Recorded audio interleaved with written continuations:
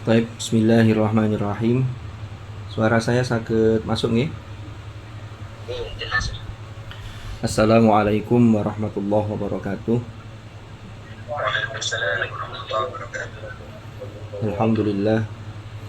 Wassalatu wassalamu ala rasulillah Sayyidina Muhammadin ibni Abdillah wa ala alihi wa sahbihi wa mawalah, amma ba'd. Yang saya hormati para asatid di Bait Al-Quran, yang saya hormati para santri Bait Al-Quran yang sudah bergabung di Google Meet. Alhamdulillahirabbil alamin. Pada hari ini kita masih diberi kesempatan oleh Allah untuk melaksanakan salah satu rutinan kita, yaitu kajian tafsir dwi mingguan. Mudah-mudahan apa yang kita laksanakan ini dalam rangka mentadabburi dan mencoba untuk menggali isi dan kandungan samudra kalamnya yang betapa luasnya. Mudah-mudahan apa yang kita laksanakan ini senantiasa mendapatkan ridho Allah Subhanahu wa ta'ala. Maka dari itu, mari kita mulai kajian tafsir kita pada hari ini dengan bacaan Ummul Quran.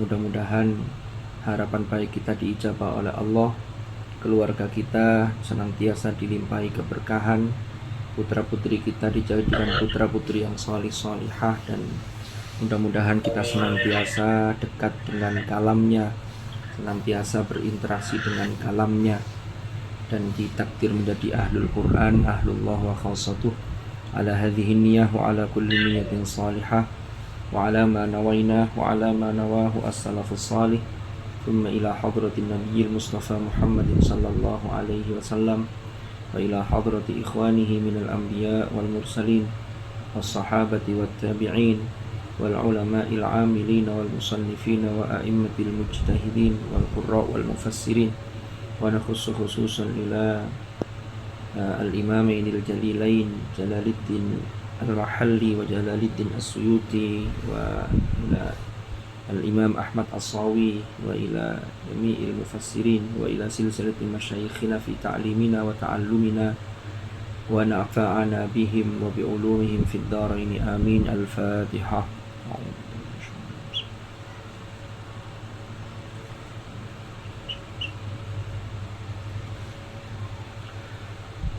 Wa nakhussu khususan ila walidina wa walidikum. Al-Fatihah.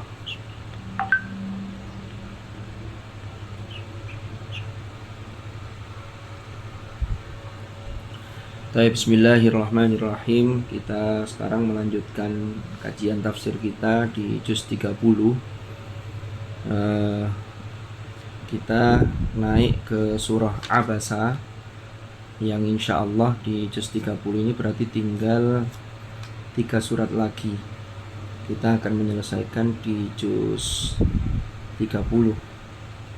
Oke, mudah-mudahan kita bisa istiqomah. Sebelum kita masuk ke penafsiran surah Abasa, monggo kita baca dulu surah Abasa. A'udzu billahi minasy syaithanir rajim.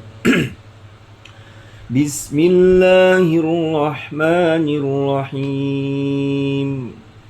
Abasa wa tawalla an ja'ahul a'ma wa ma yudrika la'allahu yazzakka aw yadhakkaru fatanfa'ahu dhikra amma man istaghna fa anta lahu tasadda wa ma 'alayka alla yazzakka wa amma man ja'aka yas'a wa huwa yakhsha fa anta 'anhu talahha kalla innaha tadhkirah faman sha'a dhakarah fi suhufin mukarramah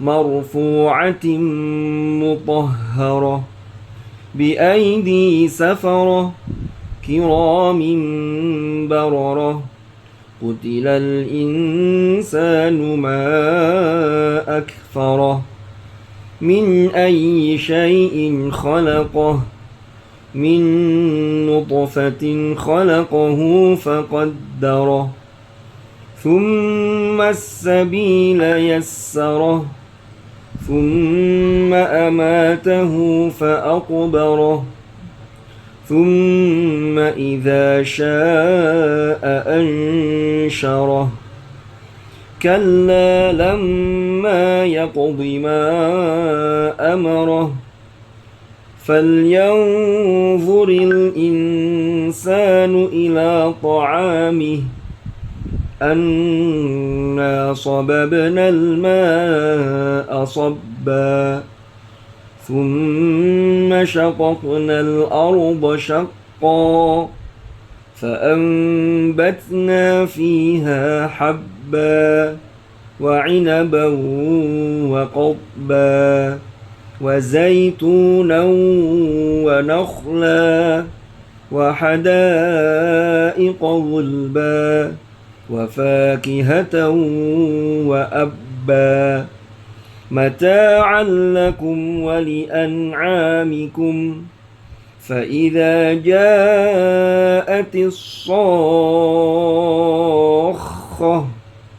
يوم يفر المرء من أخيه وأمه وأبيه وصاحبته وبنيه لكل امرئ منهم يومئذ شأن يغنيه وجوه يومئذ مسفرة ضاحكة مستبشرة ووجوه يومئذ عليها غبرة ترهقها قترة أولئك هم الكفرة الفجرة صدق الله العظيم. Baik, para asatid dan para santri Bait Al-Quran rahimakumullah, kita masuk pada penafsiran surah Abasa yang kalau kita lihat di terjemahan ini, Abasa ini memiliki makna yang bermuka masam atau cemberut. Nah, nanti kita kupas bagaimana isi dari surah Abasa ini. Para hadirin dan hadirat rahimakumullah, ini saya bacakan dari Hasyiyah As-Sawi atau Tafsir As-Sawi, penjelasan dari Tafsirul Jalalain. Bismillahirrahmanirrahim. Suratu Abasa iku makkiyatun. Jadi surah Abasa itu adalah masuk pada kategori atau kelompok surah yang makkiyah, yang mana memang surah Abasa ini kalau kita lihat dari sababun nuzul itu memang pas kalau surat ini memang makkiyah. Sebelum saya ke sababun nuzul, jadi tema utama dari surah ini adalah sesungguhnya Allah Subhanahu wa Ta'ala ya menegur, sekaligus ini pengajaran kepada Hadratur Rasul sallallahu alaihi wasallam untuk membandingkan peringkat atau skala prioritas kepentingan agar tidak mendahulukan sesuatu yang pada mulanya penting di atas yang lain atau lebih penting darinya ya, sambil mengisyaratkan perbedaan kaum musyrikin yang berpaling dari petunjuk agama Islam dengan kaum muslimin yang sangat punya perhatian besar terhadap ajaran Islam. Ini tema utama surat ini menurut salah seorang pakar, salah seorang ulama yang bernama Ibnu Ashur. Nah, kalau kita lihat sababun nuzul sebelum kita masuk ke Abasa, ini di dalam tafsir As-Sawi ini dijelaskan di sini, bahkan di Tafsirul Jalalain itu juga dijelaskan di sini. Jadi surah Abasa ini ini berkaitan dengan kisah salah seorang sahabat Rasulullah Sallallahu Alaihi Wasallam yang masyhur namanya Abdullah ibnu Ummi Maktum. Ya, jadi Abdullah bin Ummi Maktum ini di sini dikatakan, ini Abdullah bin Ummi Maktum ini salah seorang sahabat yang termasuk muhajirin. Artinya beliau ini masuk Islam di periode-periode awal di Mekah. Sebenarnya Abdullah ibnu Ummi Maktum ini masih kerabat sepupunya istrinya Nabi, yaitu Sayyidah Khadijah binti Khuwailid.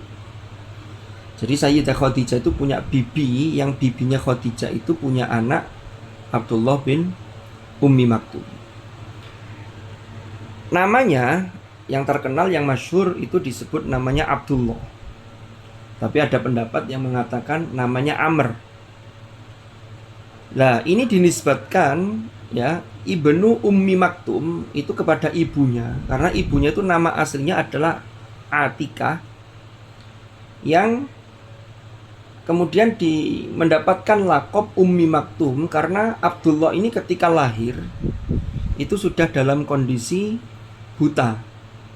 Makanya disebut ibunya Maktum. Maktum itu kan tertutup. Artinya tertutup di sini yaitu buta. Jadi tidak bisa melihat. Sehingga putranya ini kemudian dikenal dengan Abdullah ibnu Ummi Maktum. Dalam Sababun Nuzul itu kisahnya begini. Jadi suatu ketika Rasulullah Sallallahu Alaihi Wasallam itu sedang berada di hadapan para tokoh pembesar Quraisy. Ya, di antaranya adalah Al-Abbas ibnu Al-Muttalib, ya. Jadi Al-Abbas ketika itu memang belum masuk Islam. Lalu ada yang lain-lain seperti Al-Walid ibn Al-Mughirah. Lalu ada juga Amr bin Hisham atau Abu Jahal. Lalu ada Utbah bin Rabi'ah, ada Syaibah bin Rabi'ah, ada Umayyah bin Khalaf. Pokoknya itu para pembesar-pembesar kafir Quraisy. Lah, Abdullah bin Ummi Maktum ini, karena beliau ini buta, beliau tidak tahu kalau Rasulullah itu sedang berada di hadapan para pembesar Quraisy. Makanya dalam tafsir Jalalain itu dijelaskan begini. Abdullah ibnu Ummi Maktum faqata'ahu amma huwa masyghulun bihi mimman yarju islamahu min asyrafi Quraisyin alladzina huwa harisun ala islamihim. Walam yadri al-a'ma annahu masyghulun bidzalika fanadahu allimni mimma 'allamakallah fansarafa an-nabiy sallallahu alaihi wasallam ila baitihi. Jadi maksud dari teks ini adalah Abdullah ibnu Ummi Maktum itu tidak melihat ketika Rasulullah sallallahu alaihi wasallam itu berada di hadapan para pembesar Quraisy. Untuk apa Rasulullah ini berada di hadapan para pembesar Quraisy? Rasulullah itu sangat berharap mereka itu mau masuk Islam. Makanya di sini bahasanya huwa harisun. Haris itu punya harapan yang sangat, ya, pokoknya pingin agar para pembesar tokoh Quraisy ini masuk Islam. Harisun ala islamihim. Nah, di tengah-tengah Rasulullah sibuk menghadapi orang-orang Quraisy untuk mengajak mereka masuk Islam. Ini permusuhan Quraisy ketika itu belum sampai memboikot. Ini kan seiring berjalannya waktu. Ini masih awal-awal. Sehingga Rasulullah itu berharap kalau tokoh-tokohnya Quraisy ini masuk Islam, maka nanti akan ada dampak yang luar biasa. Nah, kalau tokohnya sudah kepegang, sudah masuk Islam, nanti diharapkan anggota sukunya, ya, dari masing-masing kabilah di dalam Quraisy sendiri itu akan mengikuti jejak para tokohnya. Ini harapannya Nabi. Nah, tiba-tiba Abdullah bin Ummi Maktum ini, ya, dikatakan dalam tafsir itu walam yadri al-a'ma. Si al-a'ma ini yaitu Abdullah ibnu Ummi Maktum yang buta ini itu tidak tahu kalau Rasulullah sedang sibuk ketika ketemu dengan para tokoh Quraisy itu. Tiba-tiba Abdullah ibnu Ummi Maktum itu kemudian fanadahu. Dia nada itu memanggil Rasulullah. Ya sedikit berteriak lah sambil mengatakan begini. alimni mimma 'allamakallah. Ya Rasulullah, ajarkanlah aku ya dari sesuatu yang Allah telah mengajarkan kepada panjenengan. Ya. Nah, karena Rasulullah ini enak-enaknya lagi sibuk dengan harapan tokoh Quraisy tadi masuk Islam, akhirnya Rasulullah ini agak ndak enak, iki ya opo sih, wong saya masih menyampaikan sesuatu kok kemudian disela gitu loh. Di tafsir kemudian disebutkan fansarafan nabiyyu ila baitihi, maka kemudian Nabi itu berpaling, lalu kemudian Nabi meninggalkan untuk menuju ke kamar beliau, ke rumah beliau. Disinilah kemudian fa'utiba fi dzalika bima nazala fi hadhihi surah. Kemudian Rasulullah ditegur oleh Allah dengan ayat-ayat yang turun dalam surah ini, yaitu mulai dari abasa wa tawalla an ja'ahul a'ma. Ya, kita bahas dulu sekarang dua ayat yang pertama ini, abasa wa tawalla an ja'ahul a'ma. Jadi ini yang pertama. Ini kita bicara mengenai sababun nuzul dari surah Abasa. Nah, sekarang kita masuk ke penafsiran. Abasa ini maknanya bermuka masam, atau kalau bisa kita sebut dengan cemberut. Watawalla, dan berpaling. Anja'ahul a'ma, karena telah datang kepadanya seorang tunanetra. Mufassirin berdasarkan riwayat, dan ini semuanya sepakat bahwa yang dimaksud al-a'ma di sini adalah Abdullah bin Ummi Maktum tadi. Abasa ini maknanya memang bermuka masam dan berpaling. Tapi jangan sampai ada dalam benak kita itu mengatakan begini, oh Rasulullah itu cemberut juga, Rasulullah itu berpaling juga, artinya Rasulullah itu bermuka masam. Sekarang yang harus kita lihat, Rasulullah itu adalah sosok yang luar biasa, yang mencontohkan akhlak yang sangat paripurna. Ini pertama garisnya. Maka jangan samakan abasa wa tawalla yang dilakukan Rasulullah dengan abasa kita sebagai manusia biasa. Ya. Jadi Rasulullah hanya melakukan sedikit saja, tapi tidak sampai masamnya seperti masamnya kita. Ini harus dibedakan. Kenapa? Pertama, karena Rasulullah itu adalah sosok yang mulia, sosok yang panutan, maka melakukan sedikit hal ini bisa dinilai sesuatu yang luar biasa, artinya sesuatu yang fatal. Walaupun sedikit, tapi masamnya beda dengan kita. Ya, apalagi dengan mungkin ada ibu-ibu yang kalau di rumah sedang bermuka masam kepada para suami, itu beda. Jadi tidak begitu kalau Rasulullah masamnya. Karena kenapa? Karena landasannya berangkatnya itu Rasulullah tidak begitu. Rasulullah itu luar biasa. Kita lihat dari aspek historis umpamanya. Kenapa kok di sini dikatakan bermuka masamnya Rasulullah itu beda dengan kita? Ini jangankan hanya kedatangan seorang buta yang nyelati tadi ya, nyela ketika Rasulullah sedang menghadapi orang-orang kafir Quraisy tadi itu, untuk mengajak mereka masuk Islam. Ketika peristiwa perang Uhud saja kita ambil. Kalau ini kan periode Makkah, perang Uhud itu periode Madinah. Ketika perang Uhud itu kan strategi sudah diatur oleh Hadratur Rasul. Ada beberapa pasukan di kalangan para sahabat itu yang oleh Rasulullah ditempatkan di atas gunung Uhud. Ada yang di bawah.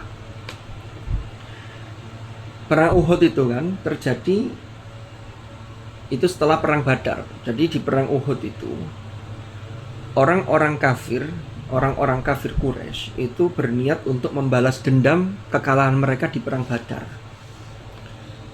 Maka di perang Uhud itu, ketika pasukan muslimin sudah hampir memenangi peperangan, ternyata banyak yang kemudian terprovokasi, khususnya para pasukan pemanah yang berada di atas bukit atau di atas gunung itu, untuk turun, untuk apa? Untuk mengambil dan beresi harta-harta rampasan perang. Akhirnya yang terjadi, banyak yang turun sehingga pasukan yang di atas sedikit, inilah yang kemudian dimanfaatkan oleh orang-orang kafir untuk mengalahkan pasukan muslim. Akhirnya lebih dari 70 orang sahabat gugur, termasuk paman tercinta beliau yaitu Sayyidina Hamzah. Itu saja, seandainya Rasulullah kerso, seandainya loh ya, maka yang paling bersalah itu sesungguhnya pasukan, karena mereka yang di atas gunung itu belum mendapatkan instruksi untuk turun. Lah kok sudah turun?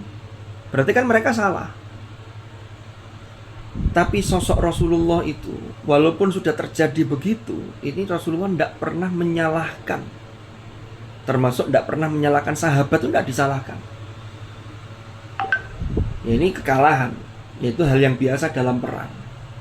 Makanya ini semakin menarik simpati, termasuk dari kalangan muslim dan kalangan yang belum masuk Islam ketika itu.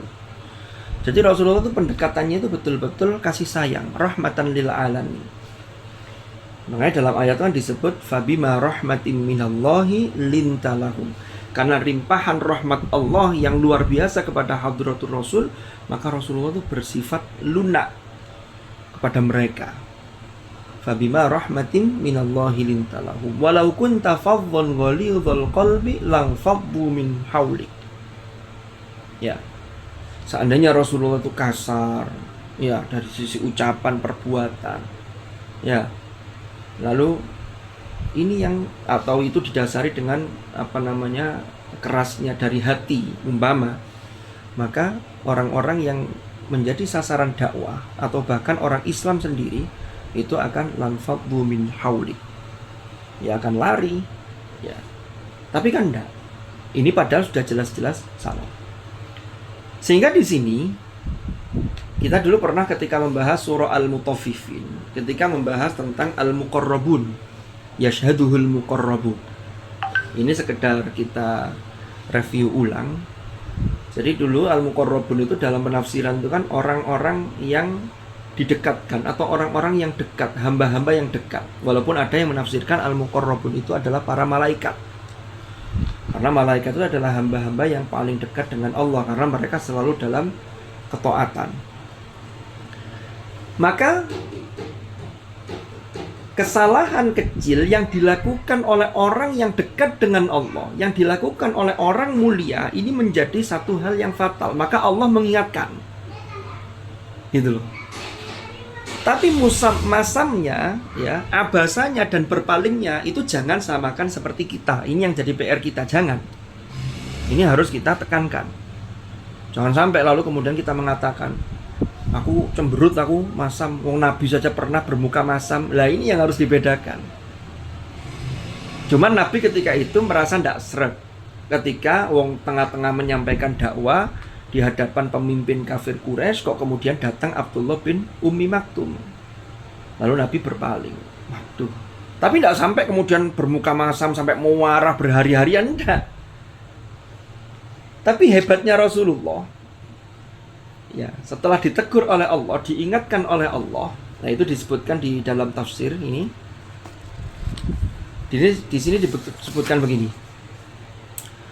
Setelah kejadian ini, fakana ba'da dzalika, ya, yaqulu lahu idza jaa. Jadi kalau Abdullah bin Ummi Maktum itu mendatangi Rasulullah, kalau datang kepada Rasulullah, Rasul selalu mengatakan begini, marhaban biman atabani fihi rabbi. Ya.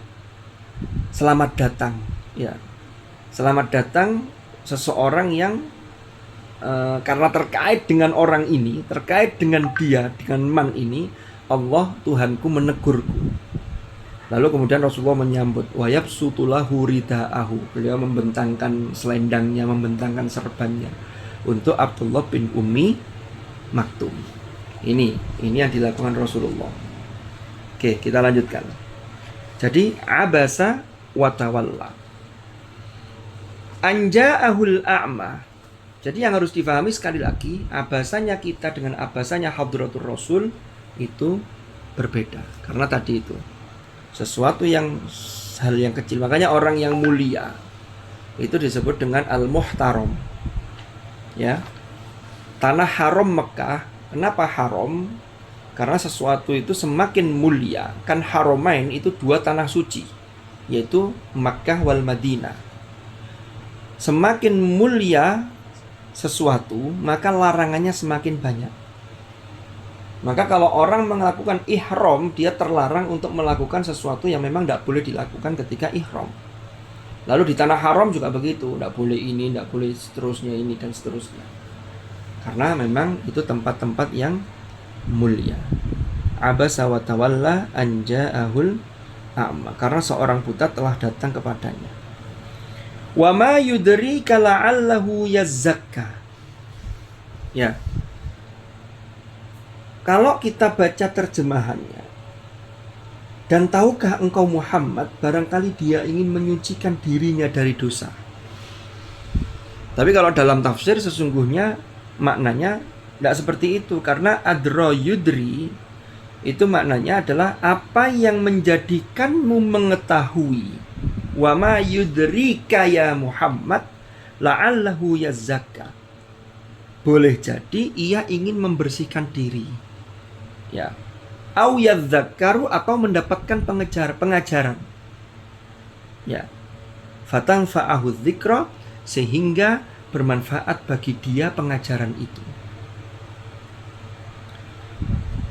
Lanjutan ayat ini, kan tadi kisahnya Abdullah bin Ummi Maktum itu datang kepada Rasulullah lalu mengatakan, "Alimni mimma 'allamakallah ya Rasulullah."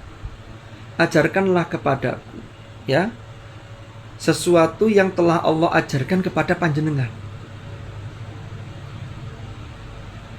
Ayat ini setelah Rasulullah ditegur, ini dilanjutkan lagi tegurannya oleh Allah. Apa yang menjadikanmu mengetahui wahai Muhammad, ya ini engkau tidak dapat mengetahui. Karena kalau kita lihat adro yudri itu menunjukkan sesuatu yang memang biasanya tidak terjangkau. Wa ma adraka ma hiya wa ma adraka ma lailatul qadr. Tinggal nanti lanjutan ayatnya itu, kalau adraka itu biasanya lanjutannya dia ada penjelasan, tapi tetap hakikatnya tetap tersembunyi, hanya Allah yang tahu. Tapi biasanya dikasih tahu kisi-kisinya sedikit. Ayat ini untuk menyampaikan kepada Hadratul Rasul itu begini. Kan orang buta ini yang namanya Abdullah bin Ummi Maktum ini datang. Ternyata oleh Rasulullah itu dalam tanda petik itu nggak patek digatekno, nggak begitu diperhatikan karena Rasulullah sedang sibuk tadi itu. Tiba-tiba Allah tanya, wa ma yudrika, jenengan ini wahai Muhammad kan nggak pirsa, nggak tahu isi hatinya si Abdullah bin Ummi Maktum ini. Siapa tahu Abdullah bin Ummi Maktum ini datang karena dia pingin, ya, membersihkan jiwanya dan mendapatkan pengajaran dari panjenengan. Karena Abdullah bin Ummi Maktum ini ingin membersihkan dirinya, yaitu dengan amal soleh serta menguatkan keimanannya. Tentunya dengan belajar tuntunan-tuntunan agama dari Rasulullah Sallallahu Alaihi Wasallam. Yang menarik, ini kalau kita lihat, karena kita ini kan diskusinya mengenai tafsir, ya. Yazzakka itu kalau dalam kajian ilmu bahasa Arab, itu sirotnya adalah sirotnya fi'il al-mudhari. Fi'il mudhari.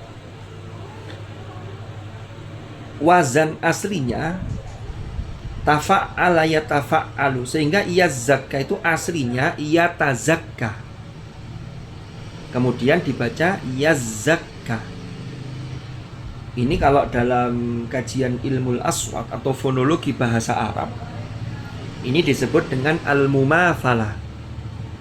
Al-mumathalah itu dalam bahasa Indonesia itu asimilasi. Asimilasi itu ada perubahan. Yang perubahan itu karena ada pengaruh dari huruf yang lebih kuat. Tak dengan za, kan aslinya yatazakka, maka taknya itu berubah jadi za. Karena ada dua za double, maka menjadi satu huruf yang musyaddadan, digabung menjadi satu huruf yang kemudian ditasydid, jadilah yazzakka. Sama dengan kalau kita baca surah ya ayyuhal muddatsir, Ya ayyuhal muzammil, itu dari tazammala. Aslinya ya ayyuhal mutazammil, jadinya muzammil. Biasa dalam bahasa begitu tuh biasa. Kemudian Al-Quran turun mengakomodir kebiasaan orang Arab itu, sehingga jadilah ini asimilasi atau al-mumatsalah. Kalau dalam bahasa kita ambil contoh seperti jilid. Jilid itu tulisannya pakai D, baku, tidak ada yang tulisannya pakai T, tidak ada, jilid. Tapi ketika mengucapkan D, kita ini lebih cocok pengucapannya itu menuju ke T karena lebih ringan. Maka kalau diimbui an itu bukan penjilidan tapi penjilitan. Tapi tulisannya tetap. Ini kalau dalam bahasa Indonesia contoh, salah satu contoh asimilasi. Nah, asimilasi dalam bahasa Arab itu contohnya la'allahu yazakka, yang makna aslinya adalah yatazakka. Sama dengan yadzakaru. Yadzakaru itu aslinya yatazakkaru. Ini juga sama, ya. Ta dengan zal ini karena lebih kuat yang dimiliki sifat-sifatnya itu di zal, maka taknya ini lebur ke zalnya, maka menjadi yadzakaru, ya. Yadzakaru, kemudian karena ada dua huruf double, maka yang pertama dimatikan menjadi yadzakaru. Ternyata dalam bahasa Arab itu ada satu kaidah yang dipegangi oleh para linguis atau para ahli-ahli bahasa, termasuk oleh mufassir juga, ahli tafsir. Kaidahnya itu ngeten: idza zadal mabna zadal makna. Kalau bangunan kata itu bertambah, maka maknanya, kandungan makna di balik bangunan kata itu akan juga bertambah. Lalu apa hikmahnya? Kenapa di sini firmannya dalam qiraat riwayat Hafiz an Asim ini, kenapa kok tidak bacaannya wa ma yudrika la'allahu yatazakka dan yatadzakkar, tapi yazzakka dan yadzakkaru? Disinilah para ulama mendapatkan satu kesan yazzakka, karena Abdullah bin Ummi Maktum itu boleh jadi meminta tidak banyak, hanya sedikit saja, ya opo carane bisa membersihkan diri, membersihkan jiwa. Abdullah bin Ummi Maktum juga tidak menuntut banyak pengajaran, dia hanya menuntut sedikit. Karena ini ada yang dibuang taknya menjadi yadzakkar, asruhu yatadzakkar. Jadi itu punya makna sedikit. Contoh lain, ini untuk memperkuat. Kalau panjenengan buka dalam surah Al-Kahfi umpamanya. Ini saya bukakan, ini saya bawa mushaf.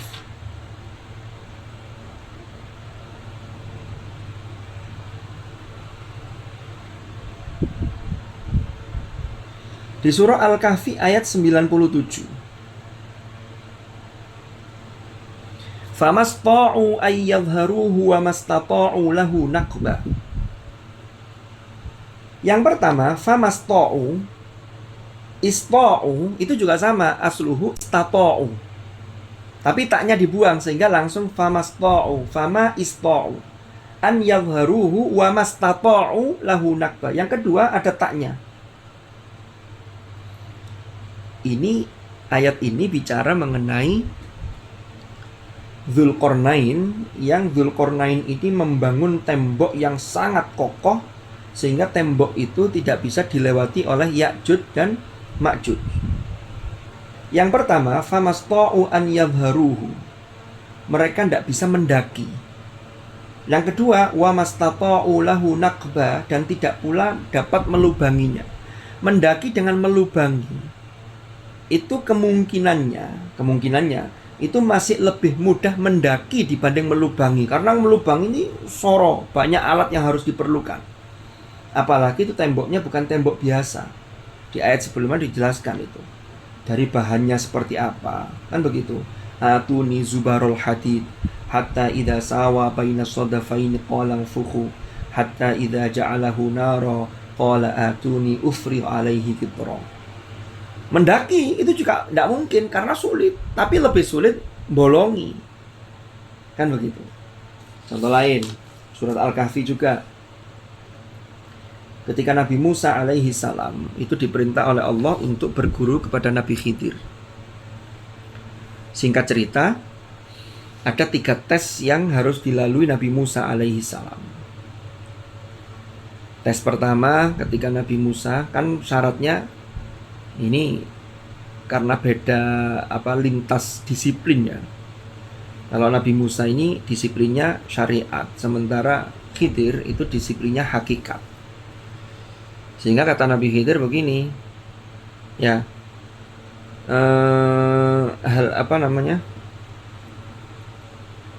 fa init taba'tani fala tas'alni an syai'in hatta uhditsa laka minhu dzikra. Terus pokoknya tidak boleh nanya lah. Nanti sampai beres semua baru akan dijelaskan oleh Nabi Khidir. Ternyata ketika Nabi Musa ini melubangi perahu, Nabi Khidir melubangi perahu, Nabi Musa tanya. Oleh Nabi Khidir diingatkan peringatan yang pertama. Qala alam aqul innaka lan tastati'a ma'iya sabra. Lalu Nabi Khidir ini membunuh ada seorang anak kecil yang kemudian dibunuh. Nabi Musa protes lagi. Lalu yang ketiga, ada tembok atau pagar yang sudah roboh, itu diberdirikan oleh Nabi Khidir. Padahal ketika masuk ke kampung itu, Nabi Khidir dan Nabi Musa itu sesungguhnya tidak diterima sebagaimana layaknya tamu. Sehingga Nabi Musa protes lagi, lapo kok diberdirikan? Karena sudah melanggar 3 hal ini, Nabi Khidir kemudian menyatakan, hadza firaqu baini wa baini. Ini perpisahan antara diriku dengan dirimu. Lalu lanjutannya yang menarik ini. Sa'unabbi'uka bita'wili ma lam tastati' alaihi sabra. Istata'a yastati'u. Lalu kemudian kemasukan lam tastati'. Ini masih ada taknya tengahnya. Bandingkan dengan ketika Nabi Khidir sudah menjelaskan 3 hal itu maksudnya apa kok dia melakukan 3 hal ini. Dzalika ta'wilu bukan malam tastati tapi malam tasti alaihi sabra. Para ulama menggali hikmah. Kan tadi kaidahnya. Kalau bangunan kata itu tambah, termasuk ada nambah 1 huruf, maka itu maknanya punya maknanya lebih dibanding yang dihilangkan hurufnya. Yang pertama, ketika Nabi Khidir mengatakan sa'unabbi'uka bita'wili ma lam tastati, maka di situ Nabi Musa itu masih merasa berat. Kenapa? Karena tidak mampu untuk menahan rasa ingin tahunya. Dia penasaran, lapo kok Nabi Khidir melakukan begini, lapo kok gini. Maka Nabi Khidir menggunakan ma lam tastati. Tapi ketika Nabi Khidir sudah menjelaskan rinciannya, kenapa alasannya ini dilakukan begini, perahunya digelubangi, anak kecil kemudian dibunuh, kan berarti Nabi Musa sudah plong. Berarti dia rasa penasarannya sudah terobati. Sehingga Nabi Khidir mengatakan zalika ta'wil, ya, itu adalah penjelasan, ya, sesuatu yang kamu tidak sabar. Kamu tidak bisa sabar. Lah itu sudah menggunakan malam tasdik. Taknya dibuang. Itu namanya asimilasi. Satu lagi contohnya, tapi nanti penjelasannya tidak usah kepanjangan nanti. Itu dalam surah Al-Qadr. Tanazzalul malaika. Itu aslinya tatanazzalul malaika, tapi taknya tidak dimunculkan. Bandingkan dengan ayat innalladzina qalu rabbunallah tsumastaqamu, itu bukan tanazzalu, tapi yang dalam ayat ini tsumastaqamu tatanazzalu alaihimul malaika. Lah itulah yang namanya asimilasi atau al-mumatsalah dalam bahasa Arab. Kembali ke materi tadi. Jadi Abdullah bin Ummi Maktum itu yang diinginkan itu sedikit pengajarannya. Makanya Allah ini menegur Rasulullah, menegur hadratur Rasul, ya, wa ma yudrika la'allahu yazakka.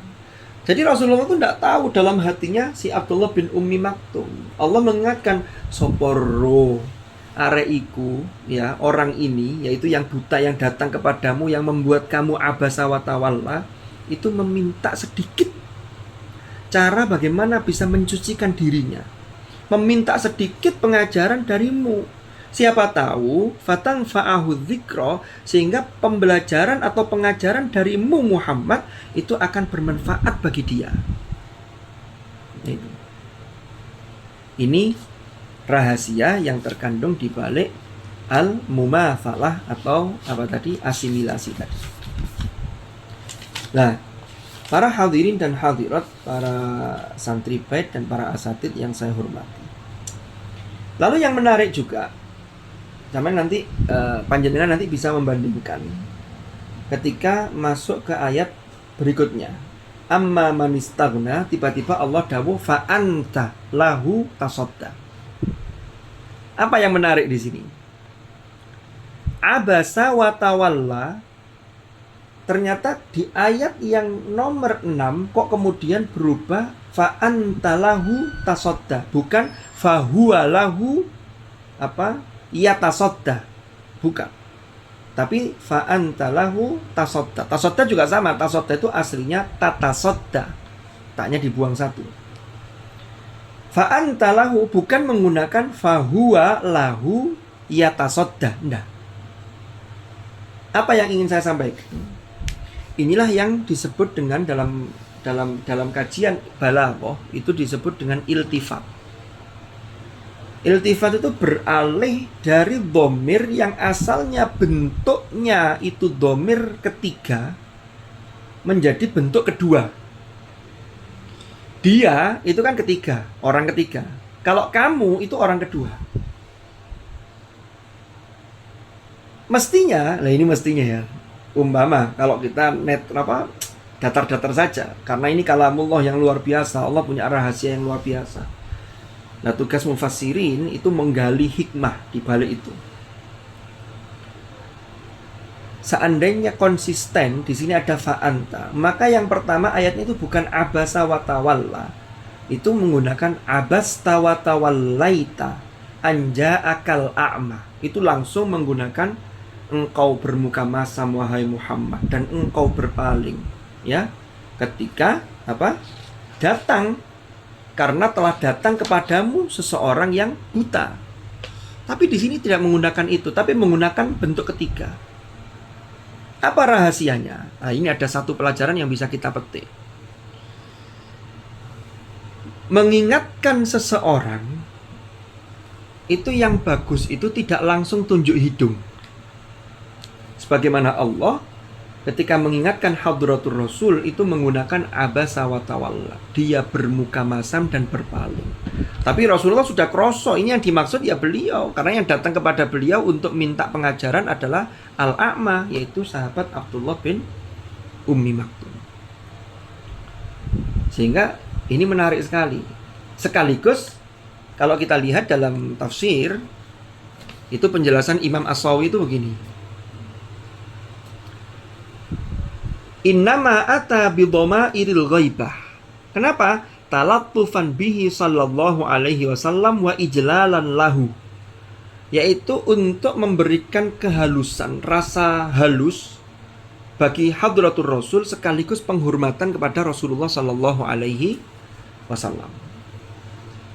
Jadi kayak ini, tapi ini berlaku. Kalau kita mengingatkan orang yang terhormat saja, itu jangan langsung to the point. Harus ada cara. Yang penting bagaimana pesan itu tersampaikan. Karena kalau to the point, jenengan ini salah, sudah belum sudah digitukan, ini nanti khawatirnya salah paham atau salah tompo kalau orang Jawa bilang itu. Ini yang berbahaya. Sehingga Allah mengajarkan kepada kita, termasuk sekaligus untuk ijlalan lahu, yaitu menghormati hadratur Rasul, itu maka menggunakan bentuk kata ganti orang ketiga, abasa wa tawalla anja'ahul a'ma. Tidak menggunakan abasta wa tawallaita anja'akal a'ma. Enggak. Baru kemudian di ayat ketiga sudah muncul sebenarnya wa ma yudrika.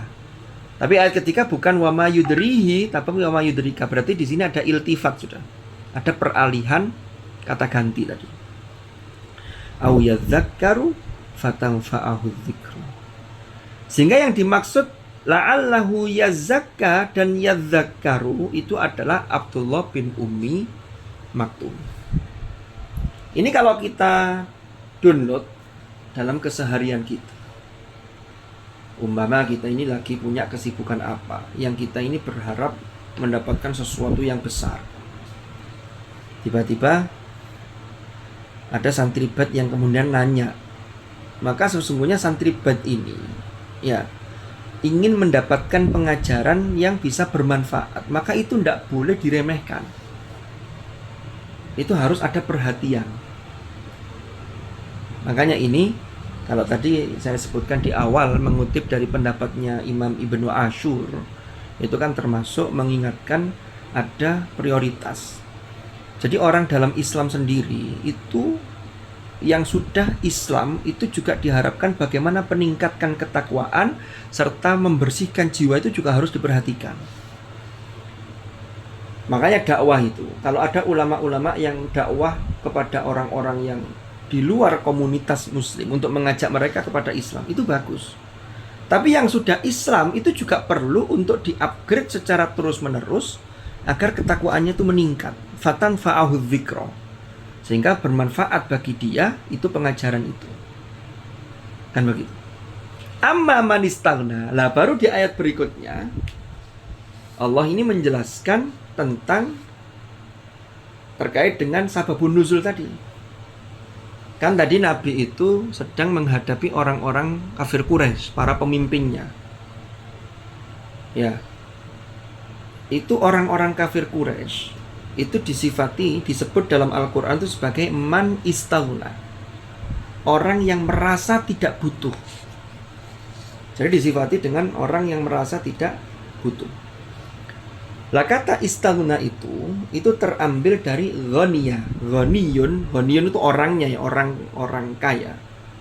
Itu tidak butuh. Ghani yang sesungguhnya itu Allah. Ghaniyun 'anil alamin. Allah itu tidak butuh terhadap makhluk semua jenis alam semesta ini tidak butuh Allah. Kalau kita segoni-goninya manusia itu pasti butuh.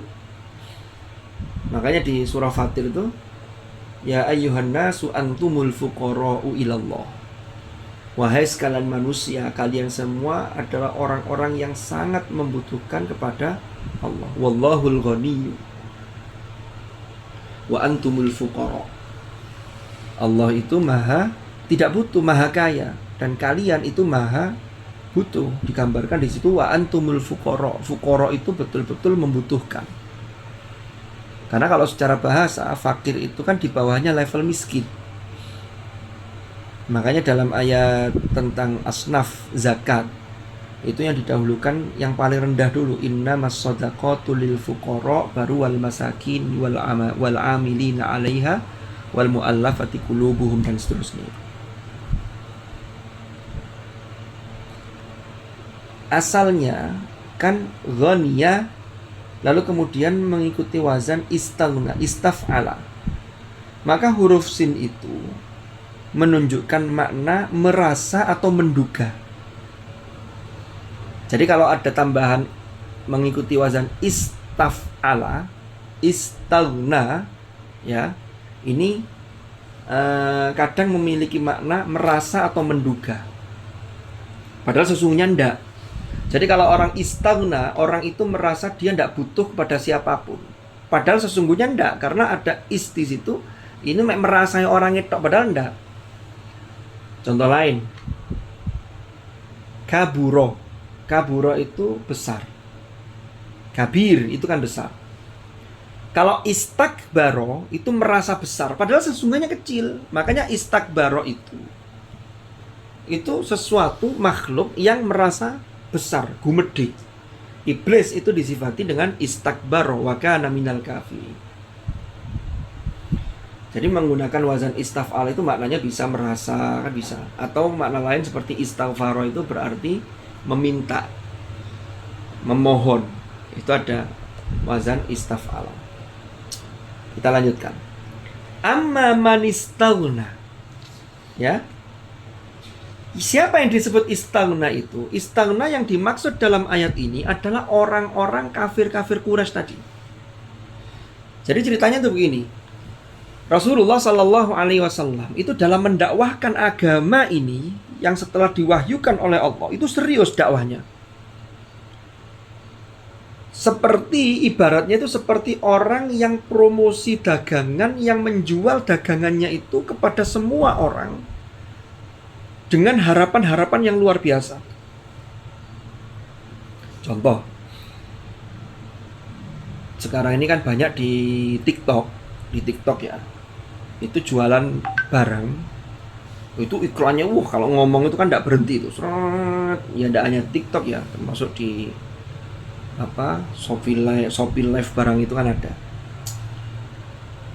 Itu atau yang sekarang yang offline lah, kalau offline sudah jarang ya, tapi masih ada nawarkan dagangannya. Pak ini Pak beli ini, Pak beli ini. Ada orang-orang itu yang sebenarnya dia merasa tidak butuh, tapi kadang sok-sokan. Koyok-koyok takut. Ini yang merah ini berapa harganya? Oh kalau ini gini Pak, bisa kurang begini, katanya jual ini. Kalau yang biru berapa? Yang biru sekian harganya. Bapak pilih yang mana? Nggak usah dulu lah ini. Jadi sampai orang yang tidak butuh itu pokoknya ditawarkan. Kenapa kok Nabi ini menawarkan pada tokoh-tokoh Quraisy tadi itu? Kenapa kok Nabi sangat berharap mereka masuk Islam? Kita tahu bahwa dakwah periode Mekah itu menanamkan akidah dan itu berat. Karena orang-orang kafir Quraisy Mekah itu karena gengsi mereka, lalu mereka beralasan menjaga agama nenek moyang. Mereka ini tidak mau mengikuti ajaran Muhammad. Karena dianggap Nabi Muhammad itu juga membawa ajaran yang baru, yang menyalahi ajaran nenek moyang. Ini menurut orang-orang kafir Quraisy ketika itu. Lah kalau Rasulullah hanya harapannya itu pokoknya ditawarkan, karena kalau nanti mereka ada yang bisa masuk Islam, harapannya ini kan mereka ini punya anak buah. Maka mereka ini anak buahnya akan ikut. Kenapa? Loh, itu kepala suku saya, pimpinan saya sudah masuk Islam, maka saya tidak ikut. Maka banyak yang ikut. Ini harapannya Rasulullah. Tapi ternyata mereka ini disifati oleh Al-Quran, disifati oleh Allah dengan sebutan istaghna. Istaghna itu mereka merasa tidak butuh, termasuk terhadap ajaran yang dibawa oleh Hadratul Rasul. Maka setelah Allah menyebut amma man istaghna, Rasulullah melanjutkan fa anta lahu tasadda. Ya. Fa anta lahu tasadda. Ini maknanya adalah maka engkau wahai Muhammad itu memberikan perhatian kepadanya. Ya karena tadi itu seperti orang yang menawarkan produk. Ya. Tasadda itu juga sama. Itu dari tasodda, tatasodda. Di situ aslinya tatasodda, tapi taknya dibuang. Itu mana aslinya dari soda, yang maknanya adalah suara yang memantul terus begitu. Contoh kalau kita ini berbicara pakai menggunakan mikrofon, lalu echo-nya dibesarkan, echo apa echo itu? Ya, tes kan begitu. Ini ada pantulan. Rasulullah itu oleh Allah Subhanahu wa taala dikatakan fa antalahu tasadda, fa antalahu tatasadda, karena Rasulullah itu ketika mengajak mereka yang dalam bahasa Al-Qur'an sesungguhnya mereka itu istaghna, merasa tidak butuh, tapi Rasulullah tetap ngajaknya itu terus. Seakan-akan ajakannya itu suara yang memantul, ngajak lagi. Ini saking seriusnya Hadratul Rasul sallallahu alaihi wasallam. Fa anta lahu tasadda. Padahal lanjutannya wa ma 'alaika alla yazzakka. Padahal bukan menjadi kewajibanmu wahai Muhammad, wa ma 'alaika alla yazzakka. Ya, alla yazzakka kalau dia tidak menyucikan diri, artinya tidak mau beriman. Jadi orang yang istaghna tadi kalau nggak mau beriman, itu bukan tanggunganmu wahai Muhammad. Wa ma 'alaika alla yazzakka. Lagi-lagi yazzakka di situ aslinya yatazakka. Wa ma 'alaika alla yazzakka. Wa ma 'alaika alla yazzakka. Jadi 3 ayat ini mensifati, menjelaskan orang-orang musyrikin Mekah ketika itu yang para pemimpin tokohnya itu diajak oleh Rasulullah dengan ajakan yang terus menerus, seperti suara yang menggema dan memantul tadi itu, fa antalahu tasadda. Tapi kemudian Allah sampaikan kepada Hadratul Rasul, wa ma 'alaika alla yazzakka. Kewajibanmu Muhammad itu hanya menyampaikan, Makanya Rasulullah itu disebut basyira wa nadhira, menyampaikan kabar gembira sekaligus menyampaikan peringatan. Kok mereka tidak mau? Itu sudah wilayah hidayah. Makanya nanti kalau kita lihat orang-orang yang masih belum menerima iman, belum mendapatkan hidayah iman dan Islam, ini namanya ummatud dakwah. Jadi umat yang menjadi sasaran dakwah. Al-Quran itu disampaikan kepada mereka, karena Al-Quran itu sasaran dakwahnya ya mereka. Termasuk Umar ibnul Khattab ketika membaca ayat-ayat Al-Quran, Toha ma anzalna alaikal Qur'ana litashqa, ketika itu belum masuk Islam. Tapi ketika membaca ayat-ayat itu, hidayah iman masuk ke dalam kolbunya, maka disitulah dia kemudian masuk Islam. Ya, jadi ini ummatud dakwah. Lah kalau yang sudah muslim, sudah mukmin seperti kita ini, ikut ngaji tafsir begini, ini namanya ummatul ijabah. Jadi ummatul ijabah itu adalah umat yang sudah masuk dalam sasaran dakwah, berarti sudah beriman. Kemudian tinggal responnya, apakah dia mau meningkatkan kualitas keimanannya dengan ketakwaan atau tidak. Betapa banyak di Indonesia ini atau di dunia ini orang yang tanda pengenalnya atau KTP-nya itu beragama Islam, tapi tidak semuanya mau meningkatkan kualitas ketakwaannya, termasuk memperbaiki kualitas ibadahnya. Itu tidak semua orang.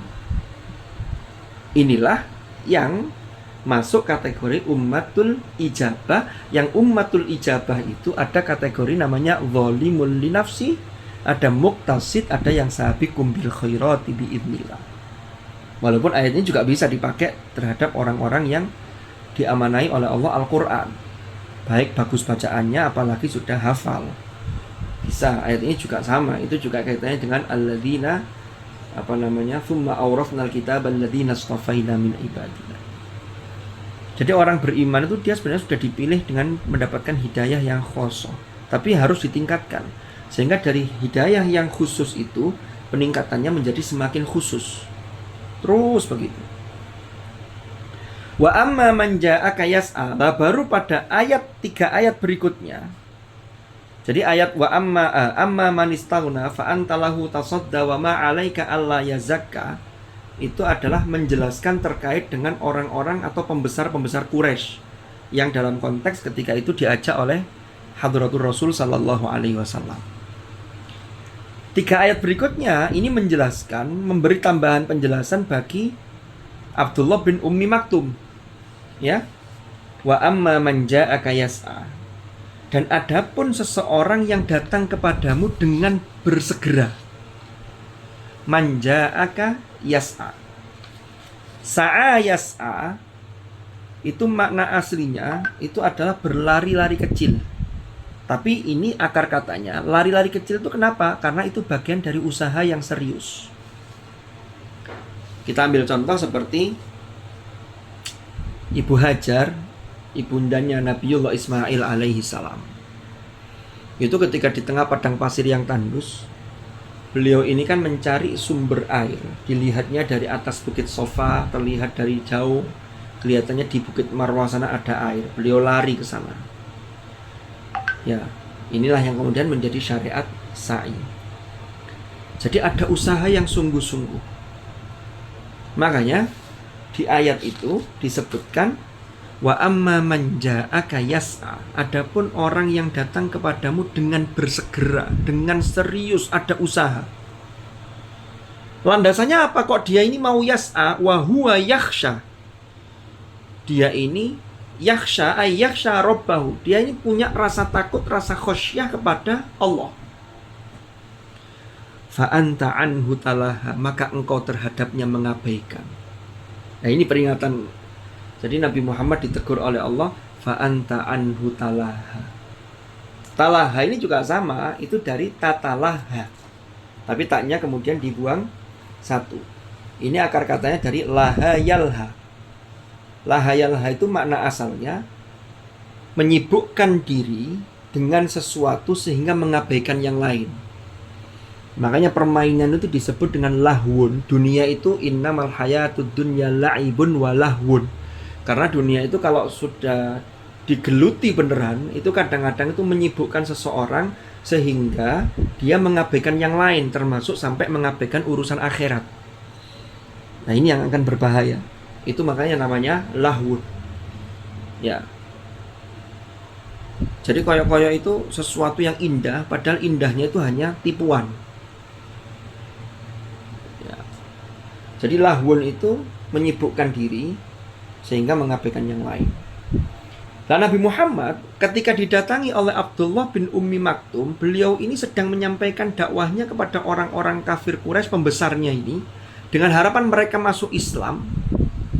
Padahal yang Abdullah bin Ummi Maktum ini mendatangi Nabi itu betul-betul yas'a, ya. Wa amma man ja'aka yas'a wa huwa yakhsha, dilandasi oleh khasyatullah. Kok malah diabaikan? Malah Nabi Muhammad ini lebih fokus kepada yang harapan orang yang padahal istahuna tadi, yang sudah merasa tidak butuh dengan apa yang disampaikan oleh Nabi Muhammad. Ini menunjukkan bahwa kebutuhan di intern kita, umat Islam, itu juga perlu mendapatkan sentuhan dan itu perlu didahulukan. Karena orang yang sudah beriman lalu dia pengen untuk manja akayas awahuwa yaksha, maka ini tidak boleh kalau kemudian tidak diajari, lalu kemudian kita karena ada kesibukan yang lain sehingga tidak kita openi. Nah, ini tidak boleh. Maka termasuk para asatidz di Bait Al-Quran ini punya panggilan yang luar biasa kepada para santri-santri yang pengen ngaji. Ini kan datangnya betul-betul wa amma man ja'aka yas'a. Ini kalau tidak yas'a, kajian tafsir juga tidak ikut. Karena kan lapo ngoyo-ngoyo melok di Google Meet. Kan begitu. Padahal ini semua karena panjenengan berangkat dari wa huwa yakhsha. Jadi betul-betul ingin bisa ngaji sekaligus sedikit-sedikit kita ini mencoba untuk memahami isi kandungan Al-Quran kalamullah. Maka itu jangan sampai kemudian tidak dihiraukan. Atau pelajaran yang bisa kita petik bisa juga, jangankan orang yang dimintai, maka panjenengan ketika mengikuti sudah yas'anya serius, wa huwa yakhshanya serius, maka kalau orang yang mengajari kita ini tidak talaha, berarti kan serius, diperhatikan serius, maka kita juga harus imbang, kita juga harus serius. Kan begitu. Wa amma man ja'aka yas'a wa huwa yakhsha fa anta anhu talaha. Ya, yang maknanya adalah maka engkau terhadapnya mengabaikan. Ini tidak boleh dilakukan. Memang ayat ini kalau kita bicara sababun nuzul, ini ditujukan kepada hadratur rasul. Tapi kaidahnya dalam kaidah-kaidah tafsir bahwa al-ibratu bi umumil lafzi la bi khususis sabab.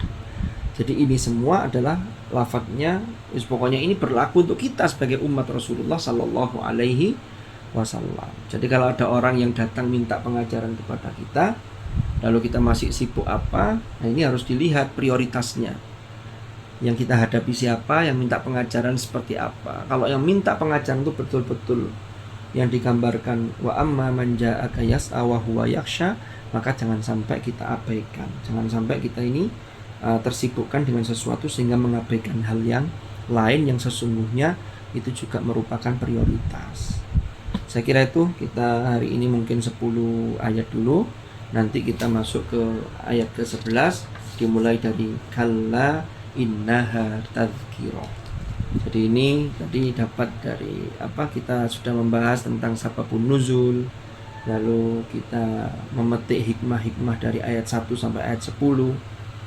Maka yang paling penting sesungguhnya pesannya adalah siapapun kita kalau diajak untuk mengkaji agama Allah, termasuk untuk meningkatkan agar kualitas pendekatan diri kita kepada Allah itu meningkat, maka jangan sampai bermuka masam, jangan sampai mengabaikan, jangan sampai berpaling, baik yang mengajari ataupun yang akan belajar. Ini salah satu pesan juga yang bisa kita petik dari rangkaian ayat-ayat ini. Saya kira itu yang bisa kita pelajari dari tafsir surah Al-Baqarah baru sampai ayat 10. insya Allah akan kita lanjutkan pada episode yang akan datang. Mungkin ngaten Ustaz Rizin ada tanya jawab apa mboten ini?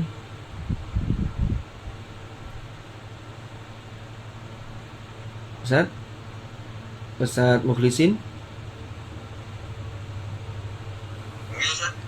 ada tanya jawab apa langsung ditutup? Sampun, insyaallah sampun cekap. Mungkin kalau ada yang mau ditanyakan monggo, mungkin cukup satu. Monggo. Kalau memang tidak ada yang mau disampaikan, insyaallah bisa langsung ditutup. Oke. Saya itu dulu kalau dulu yang offline dulu saya masih ingat Ustaz Nurul itu sering tanya dulu itu ya. Mungkin ada. Iya. Ustaz Nurul mungkin ada pertanyaan yang mau disampaikan. Atau Ustaz Nurul sekarang lebih sibuk dibanding dulu ya. Bisa jadi mana? Geng guyon. Gimana? Nanti mungkin kalau nggak ada pertanyaan, mungkin pertanyaan nanti bisa disampaikan via WA. Nanti di WA dulu nggak apa-apa. Nanti pada pertemuan yang akan datang bisa kita kupas. Barangkali ada. Iya. Sekalian mungkin nanti saya informasikan kalau ada pertanyaan terkait kajian mungkin nanti di list di grup, insyaallah nanti kita sampaikan ke Ustaz Hashim. Nanti dijawab di pertemuan selanjutnya. Ya, dan saya biar juga ada waktu untuk buka-buka referensi karena kalau dadak kadang-kadang nggak bisa jawab karena ilmunya masih fisutur, belum fisutur. Jadi masih di lembaran-lembaran buku. Boten ini beneran ini. Gimana? Kalau gitu kita akhiri, mugi-mugi manfaat, mugi-mugi barokah. Al-Fatihah. Amin. Bismillahirrahmanirrahim. Allahumma anfa'na ma 'allamtana wa 'allimna ma yanfa'una warzuqna ilman nafi'a. Allahumma ma'al Qur'an ij'alna wa auladana wa dhurriyyatina wa ahlana wa ashabana min ahlil Qur'an alladhina hum ahluka wa khassatuk waj'alna wa iyyahum min ahlil ilmi wa ahlil khair wa min alladhina astafaita min ibadika alladhina warithu kitabak wa sabaqu bil khayati bi idnik bi rahmatika ya arhamar rahimin. Allahumma inna nastaudi'uka ma qara'na wa ma hafidna wa ma 'allamtana fardudhu ilaina 'inda hajatina ilaih bi rahmatika ya arhamar rahimin. Allahumma ja'al ijtima'ana hadha ijtima'an marhuma wa tafarruqana min ba'dihi tafarruqan ma'suma wa la taj'al ma'ana wa fina shaqiyyan wa la mahruma bi rahmatika ya arhamar rahimin. Wa sallallahu ala sayyidina Muhammadin walhamdulillahi rabbil alamin. Al-Fatihah.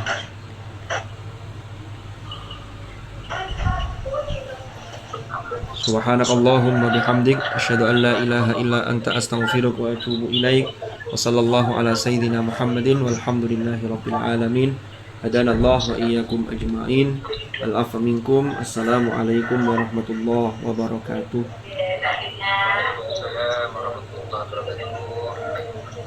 Kita sampaikan banyak terima kasih kepada beliau Ustaz Hashim yang senantiasa istiqomah membimbing kita dalam kajian tafsir. Mudah-mudahan senantiasa diberikan kesehatan dan ilmu yang beliau sampaikan menjadikan kemanfaatan barokah di dunia akhirat. Insyaallah kita lanjutkan ke pertemuan berikutnya. Terima kasih kepada semuanya. Assalamualaikum warahmatullahi wabarakatuh. Waalaikumsalam warahmatullahi wabarakatuh.